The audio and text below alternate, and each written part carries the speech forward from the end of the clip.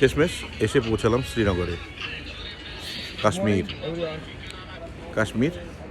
আর আমরা এখন এসেছি, অনেকক্ষণ ধরে ঘোরাঘুরি করলাম, রাত্রে সারা রাত ইয়ে করে এখন সেই ঘন্টাঘরের সামনে আমরা আছি সবাই একসঙ্গে।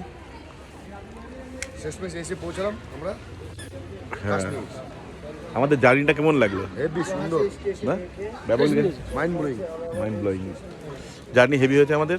আমরা খুব খুশি। এখানে চারিপাশে পায়রাটারা আছে। এখানে আমরা এখন ঘুরবো না। এখানে আজকে এখানে ঈদের বাকরি ঈদের জন্য ছুটি চলছে, সব কিছু বন্ধ, দোকান পাশার থেকে শুরু করে কিছু খোলা নেই। তো এক জায়গা থেকে শুনলাম আর্মি ছিল, আর্মির বাংলা কথা বলে, এখানে বাঙালি পেয়েছি, উনি বাঙালি, উনি কথা বললো, উনি আমাদেরকে বাইক বললো যে আমার এখানে রেখে দাও।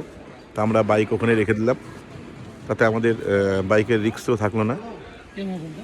কিন্তু এসে খুব খুশি হয়েছি। আর ব্যাপারটা হচ্ছে এত সুন্দর আনন্দ লাগতেছে জায়গাটাতে, বলার কথা না।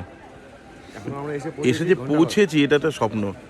এরপর আমরা যাব লাদাখ, তখনকার ভিডিও আবার পোস্ট করব।